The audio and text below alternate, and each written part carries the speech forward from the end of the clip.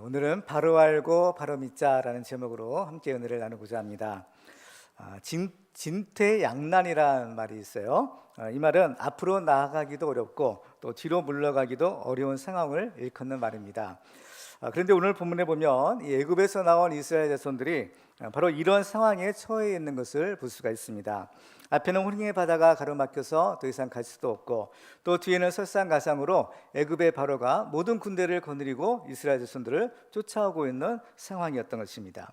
그런데 문제는 이스라엘 자손들을 이러한 상황으로 인도하신 분이 바로 하나님이셨다라는 사실입니다. 상식적으로 생각할 때 어떻게 하나님께서 사랑하시는 이스라엘 자손들을 이렇게 어려운 상황으로 인도하시는지 잘 이해할 수가 없습니다. 이스라엘이 이러한 진퇴양난의 상황에 처해 있는 것처럼 오늘 우리들이 살아갈 때에도 때로는 우리가 매우 어려운 이러한 상황에 놓여 있을 때가 있습니다. 그때 우리들은 한번 생각해 보아야 됩니다. 하나님을 믿는 우리들에게 왜 이러한 일이 생겼을까? 하나님께서 왜 이스라엘 자손들을 그렇게 어려운 상황 가운데 인도하셨을까라는 것입니다. 오늘 본문을 보면 하나님께서는 이 일을 통해서 사람들이 자신을 여호와 하나님인 줄 알게 하려 함이라고 말씀하고 있습니다. 우리가 하나님을 바로 아는 것은 우리가 하나님을 바로 신앙하는 데 있어서 꼭 필요한 일입니다. 호세아서를 보면 하나님께서는 내 백성이 지식이 없으므로 망하는도다라고 탄식하십니다. 그리고 호세아 선지자는 그러므로 우리가 여호와를 알자, 힘써 여호와를 알자라고 촉구하고 있습니다. 우리가 하나님과 예수 그리스도를 아는 것은 너무나 중요하고 또 그럴 만한 가치가 있는 일입니다. 사도 바울은 그리스도 예수를 아는 지식이 가장 고상하다라고 고백했습니다. 우리가 하나님을 바로 알고 바로 믿으면 우리는 어떤 문제도 더 이상 문제가 될 수가 없는 것입니다. 욥이 그 모든 고난 끝에 얻은 축복이 무엇인가 하면 바로 하나님을 바로 아는 것이었습니다. 욥은 고난을 당하기 전에도 하나님을 믿었지만 그 하나님에 대한 지식은 자기가 직접 체험해서 얻은 것이 아니라 다른 사람이 전해준 사실을 귀로 들어서 아는 것이었습니다.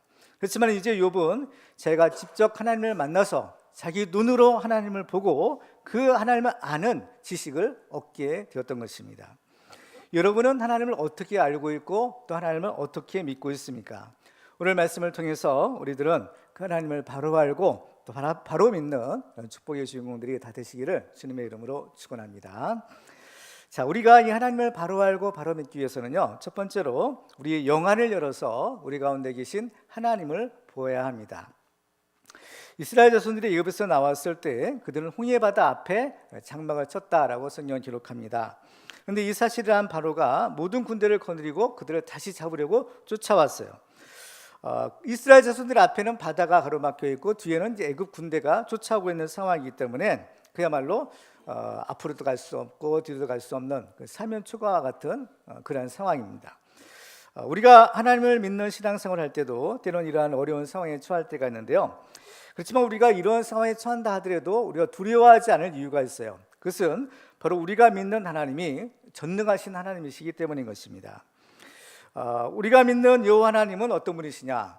그분은 바로 이 전능하셔서 그 말씀으로 세상을 창조하신 창조주 하나님이시고 또 우리 인간의 생사화복과 우리 인간의 역사를 주관하시는 만왕의 왕이신 겁니다. 그리고 마지막 때에 천국과 지옥의 판결을 내리시는 심판주이심을 우리가 믿어야 되는 겁니다. 근데 이 하나님을 믿기 위해서는요, 우리의 영적인 눈이 떠져야 되는 겁니다. 우리 영안이 열려야만 바로 그 하나님을 하나님으로 바로 알고 믿을 수 있는 것입니다. 우리의 영안이 열려지지 않으면 전능하신 하나님을 바로 볼 수 없고 눈앞에 있는 어려운 현실들밖에 볼 수가 없는 것입니다. 그러면 조그만 어려운 일이 생겨도 금방 불평과 원망이 생기고 또 두려움에 사로잡혀서 믿음을 잃어버리고 쉽게 낙심하게 되는 것입니다.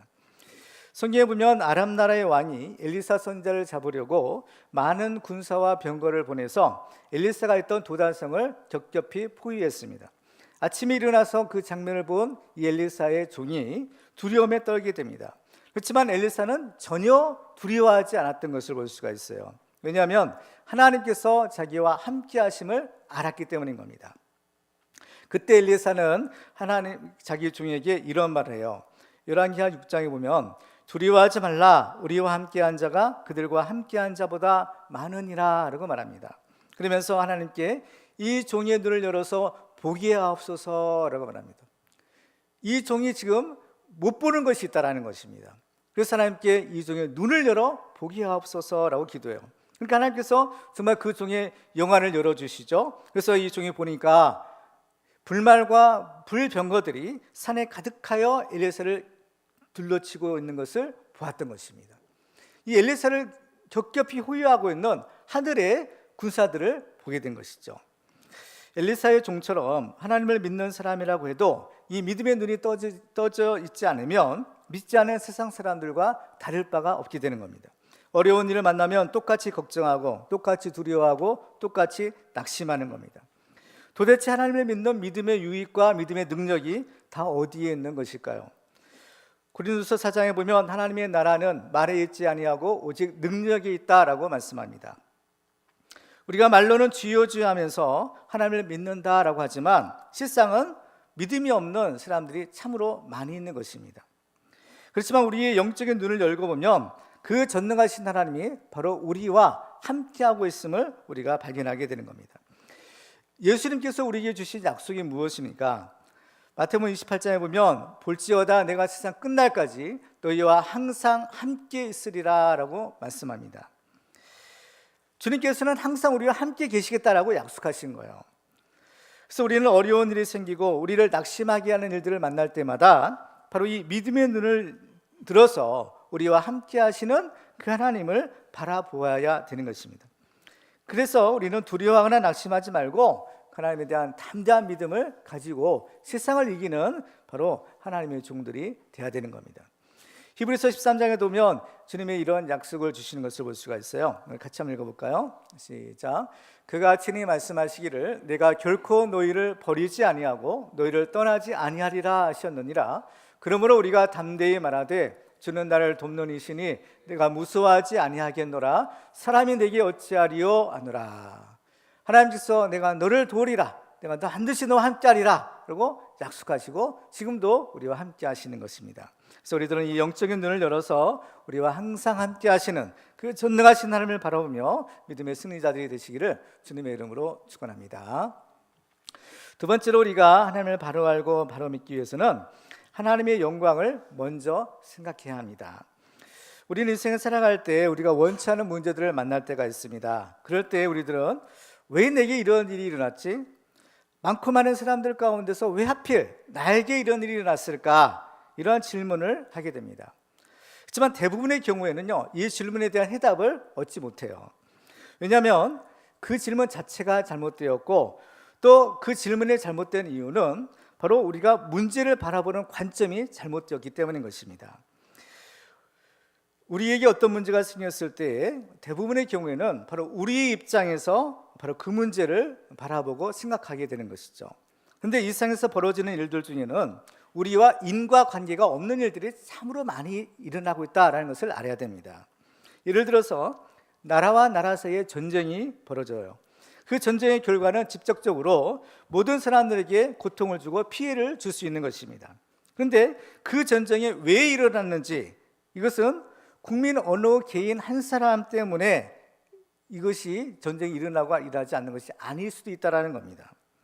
그것은 오직 하나님만이 아시고 전적인 하나님의 주권에 속한 영역인 것입니다. 또 성경에 보면요, 이 욥이라는 사람이 있었는데 이 사람은 하나님을 잘 경외했던 그러한 신실한 사람이었습니다.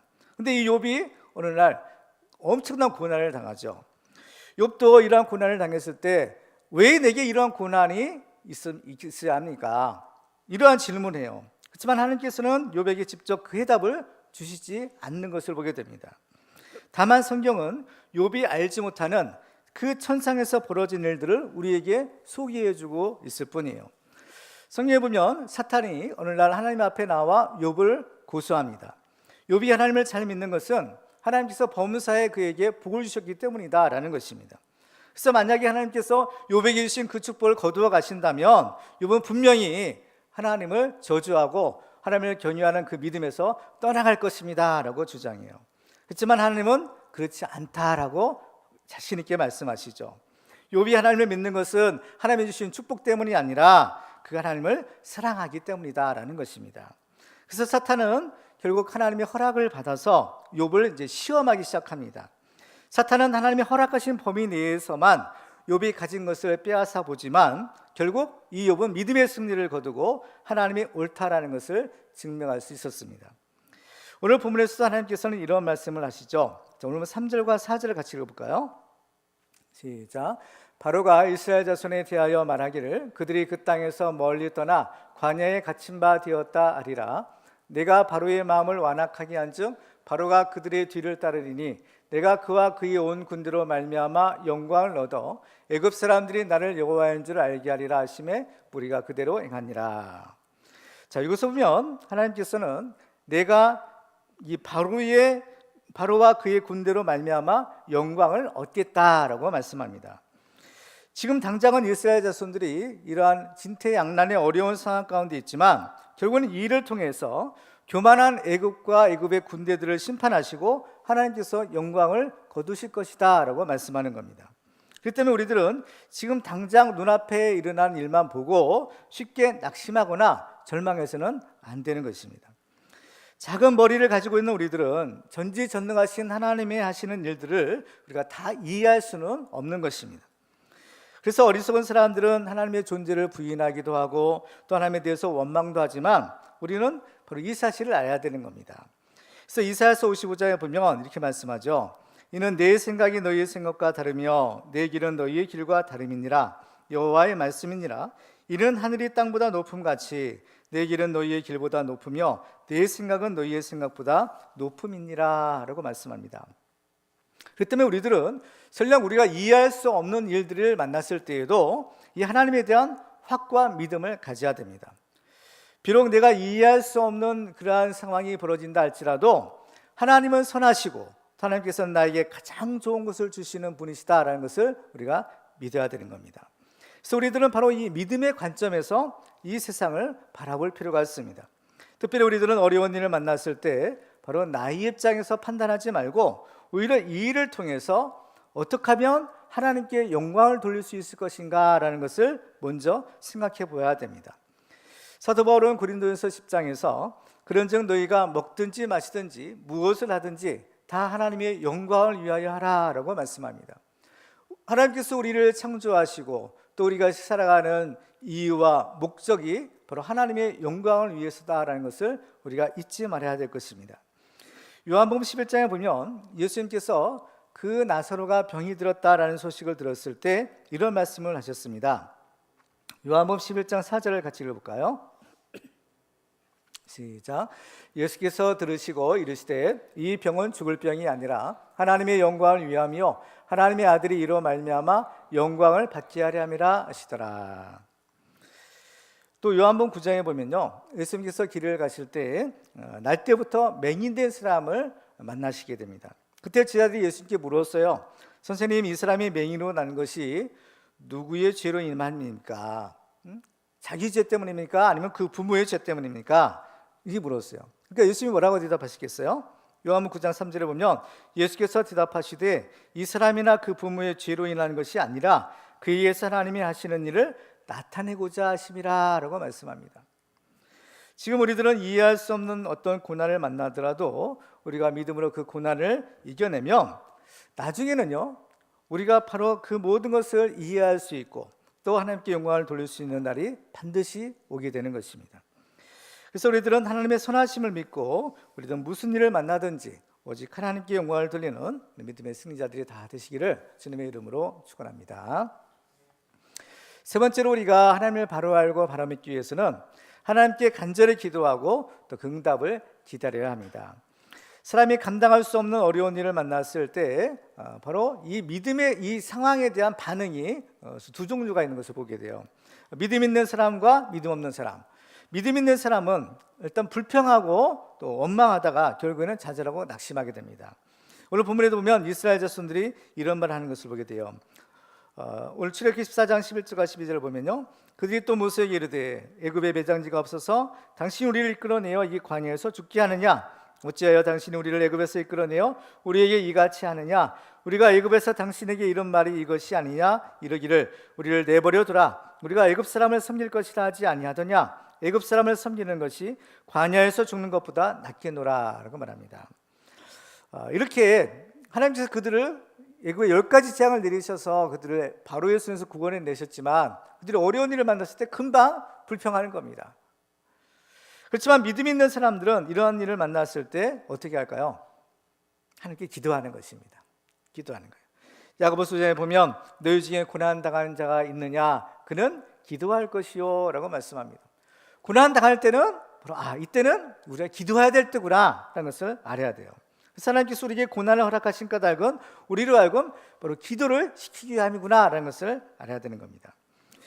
앞으로도 갈 수 없고 뒤로도 갈 수 없는 그러한 사방이 꽉 막힌 이런 어려운 상황일지라도요 이 막히지 않은 곳이 단 한 곳에 있어요. 그건 뭐냐면은 바로 하늘인 겁니다. 그렇죠? 사방이 다 둘러 막혀도 하늘은 열려 있는 거예요.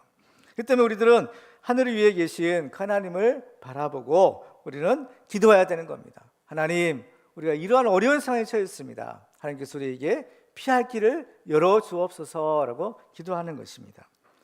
이 기도는 능력이 있어요. 이 기도는 우리가 능력 있는 것이 아니라 전능하신 하나님을 움직일 수 있는 바로 기도의 능력의 비밀이 있는 겁니다. 그래서 이 야고보서 5장에 보면 엘리야에 대해서 이렇게 말씀하죠. 엘리야는 우리와 성정이 같은 사람이로되 그가 비가 오지 않기를 간절히 기도한즉 3년 6개월 동안 땅에 비가 오지 아니하고 다시 기도하니 하늘이 비를 주고 땅이 열매를 맺었느니라.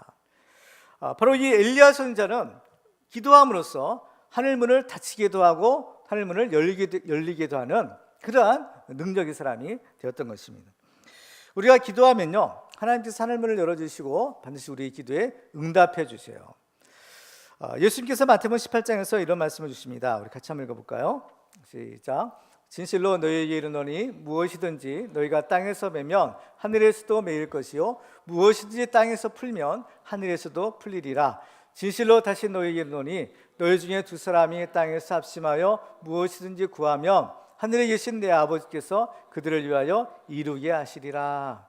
이 주님의 약속인 겁니다. 너희가 기도하면 하나님께서 들으시고 이루어 주시겠다라는 것입니다. 그래서 우리들은 평소에도 기도해야 되는 겁니다. 쉬지 말고 기도하라고 했어요. 그렇지만 우리는 어려운 일을 만났을 때는요 더 특별한 기도를 할 때인 겁니다.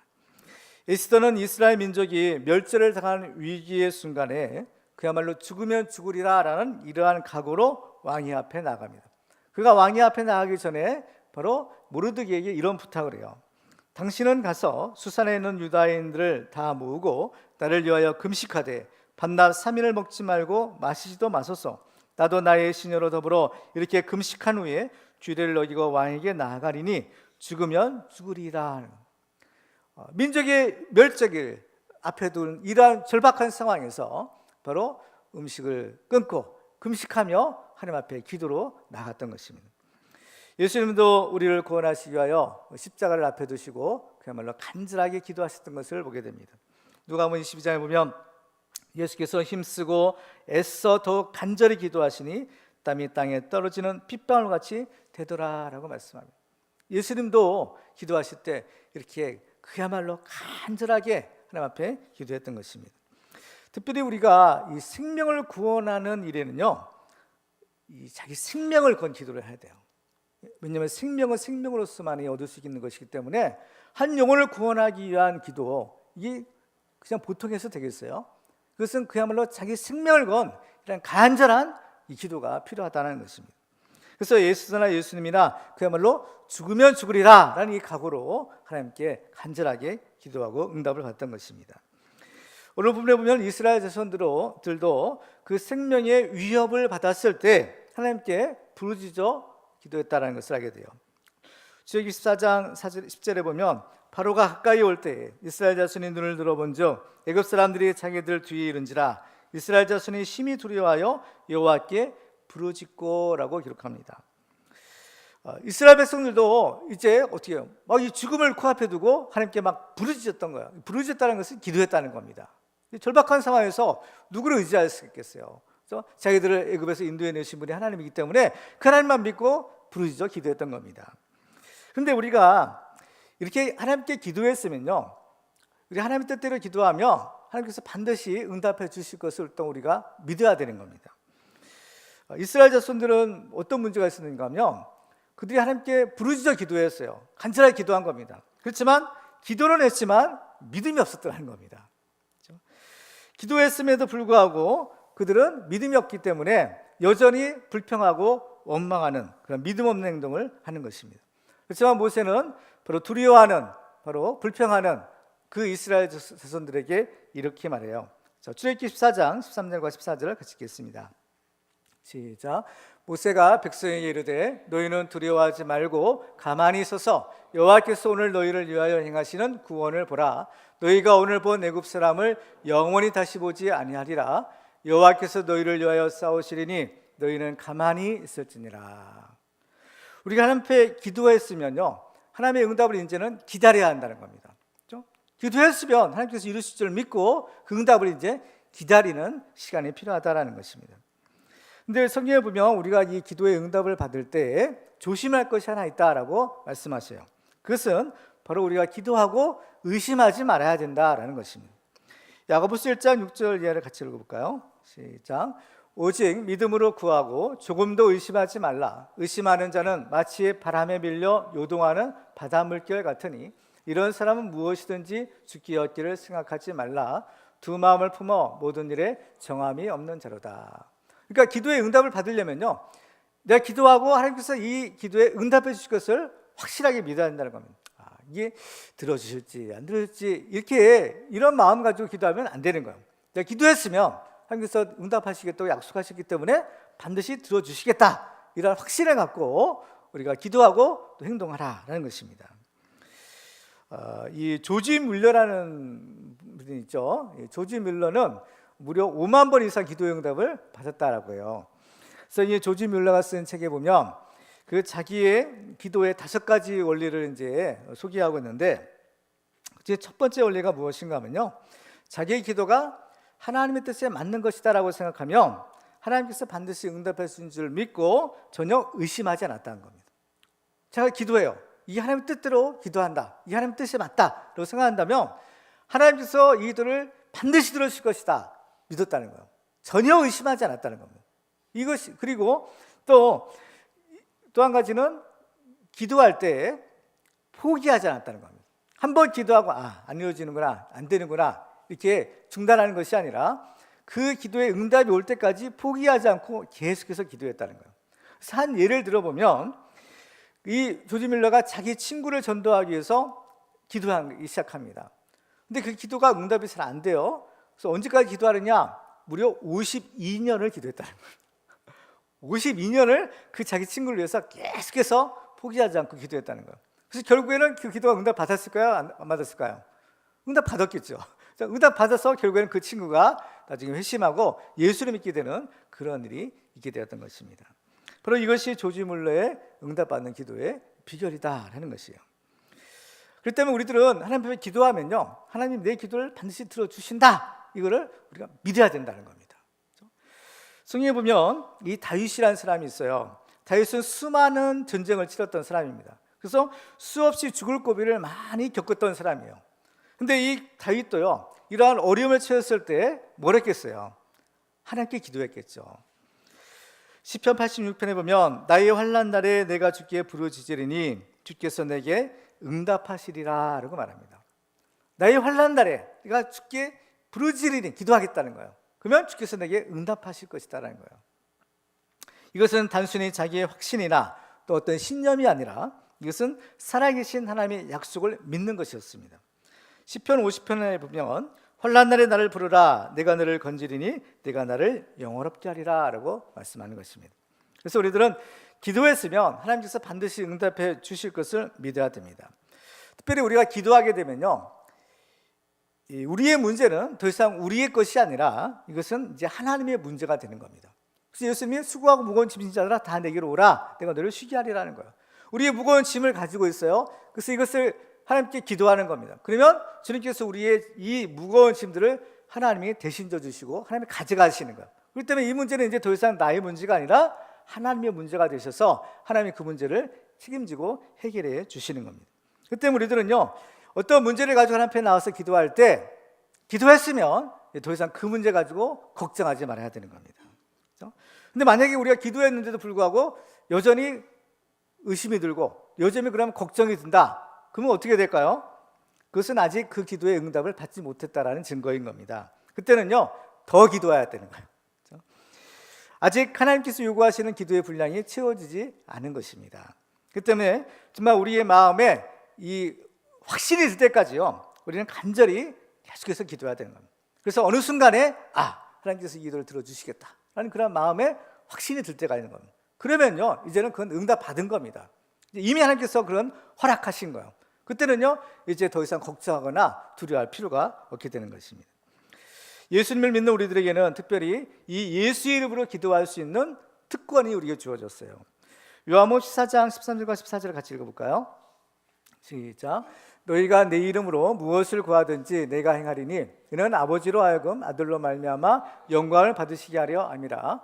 내 이름으로 무엇이든지 내게 구하면 내가 행하리라. 누구의 말씀이에요? 예수님의 말씀인 겁니다. 예수님의 약속이에요. 그 예수 이름의 권세를 제자들에게 주신 거예요. 너희들이 내 이름으로 무엇이든지 하나님께 구하라는 겁니다. 기도하라는 거예요. 그러면 이루어 주시리라 주님이 약속하신 겁니다. 우리는 이 믿음을 가지고요, 함께 기도해야 되는 겁니다. 요한일서 5장 14절 15절을 같이 읽어볼까요? 시작. 그를 향하여 우리가 가진 바 담대함이 이것이니 그의 뜻대로 무엇을 구하면 들으심이라. 우리가 무엇이든지 구하는 바를 들으시는 줄을 안즉 우리가 그의 구한 그것을 얻은 줄을 또한 아느니라. 아멘. 그렇습니다. 그래서 우리들은 이 기도하고 응답을 받음으로써 우리는 하나님을 더 깊이 알아갈 수 있는 겁니다. 그렇죠? 기도의 체험이 있는 거예요. 응답의 체험. 그럼 우리가 하나님을 더 깊이 알아갈 수 있고 또 하나님에 대한 믿음을 더 견고하게 가질 수가 있는 것입니다. 그래서 우리가 믿는 하나님은 지금도 살아 역사하시고 죽은 자를 살리시는 전능하신 하나님이신 겁니다. 그래서 우리들은 이 믿음으로 기도하고 응답받는 그런 축복의 주인공 되시기를 주님의 이름으로 축원합니다. 마지막으로 우리가 하나님을 바로 알고 바로 믿기 위해서는 하나님께 우리의 손을 내밀어야 합니다. 우리는 하나님께서 나를 통해서 역사하시는 그 기적을 체험할 필요가 있어요. 그래야만 우리들은 그 전능하신 하나님을 알고 또 하나님에 대한 확실한 믿음을 가질 수 있는 겁니다. 이게 바로 체험적인 신앙인 거예요. 하나님께서는 모세에게 이런 명령을 내리시죠. 자, 출애굽기 14장 15절을 같이 읽어볼까요? 시작. 여호와께서 모세에게 이르시되 너는 어찌하여 내게 부르짖느냐? 이스라엘 자손에게 명령하여 앞으로 나가게 하고. 지금 하나님께서는 모세에게 이스라엘 자손들을 앞으로 나가게 하라는 겁니다. 근데 지금 어떻게 나갈 수 있어요? 이스라엘 자손들 앞에는 홍해바다가 지금 가로막혀 있는데 거기 들어가면 빠져 죽는 겁니다. 갈래야 갈 수가 없는 거예요. 그렇지만 하나님께서 지금 모세에게 가라고 하시는 겁니다. 하나님께서 말씀하시면 가라고 하시면 거기에는 하나님이 예비된 길이 있다는 것을 알아야 됩니다. 지금 사람들의 눈에는 보이잖아요. 그러나 하나님께서 그 물속에 예비해 놓고 계시는 길이 있다는 겁니다. 그렇기 때문에 하나님께서는 그 길로 가라라고 말씀하는 거예요. 그럼 어떻게 그 바다 가운데 하나님께서 길을 내실까요?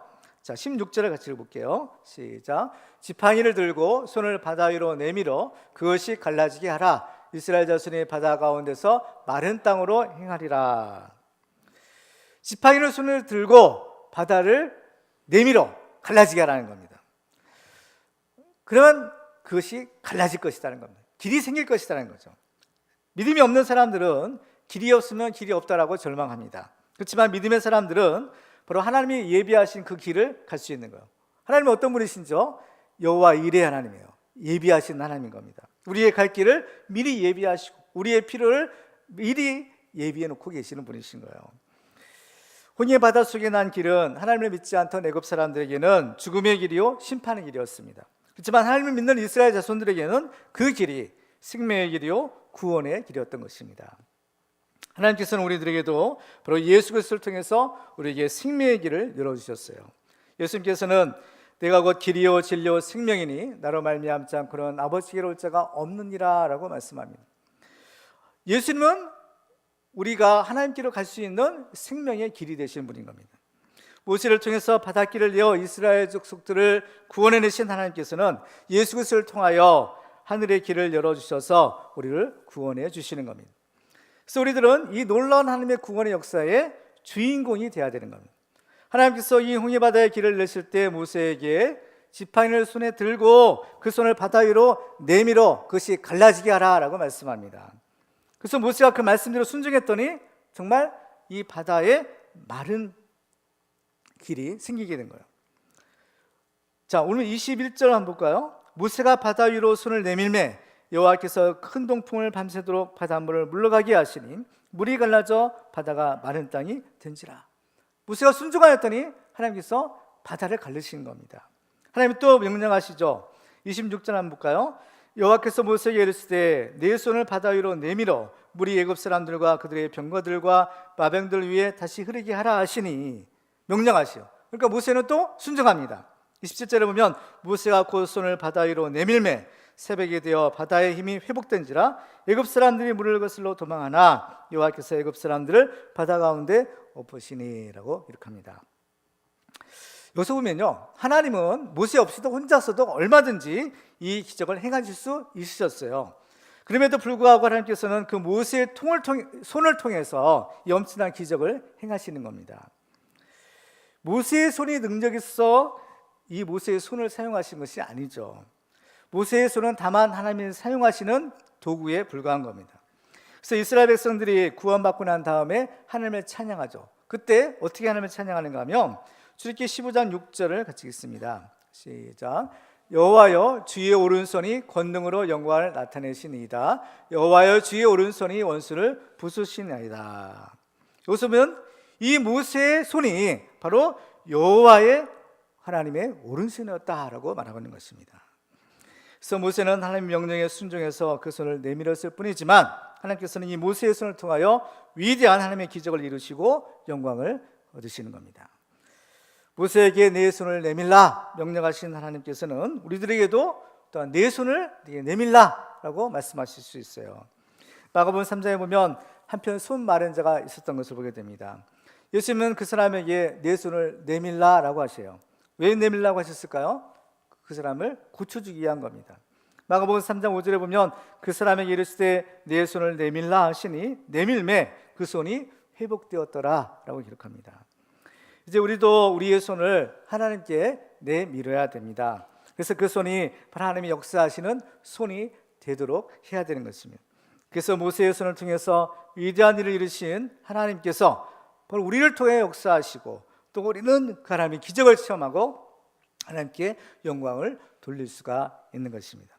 그래서 우리들도 우리의 손을 주님께 드려 우리를 통해 역사하시는 하나님의 기적을 체험하고 하나님께 영광을 돌리는 축복의 주인공 다 되시기를 주님의 이름으로 축원합니다. 말씀을 맺겠습니다. 하나님께서 오늘 말씀을 통하여 하나님이 어떤 분이신지를 우리에게 알게 하셨습니다. 이제 우리들은 지금도 살아 역사하시는 하나님을 이제 믿어야 합니다. 하나님께서 알려주셨으면 우리는 하나님을 알고 이제 우리의 반응은 바로 하나님을 믿는 이 믿음의 반응을 보여야 되는 겁니다. 예수님은 만일 너희에게 믿음이 겨자씨 한 알만큼만 있어도 이 산을 명하여 이것을 저기로 옮겨지라 명하여도 옮겨지라 할 것이요 너희가 못할 일이 없으리라 라고 말씀합니다. 우리들은 정말 이 하나님을 바로 알고 바로 믿어서 이러한 기적을 체험하는 축복의 주민들 다 되시기를 주님의 이름으로 축원합니다.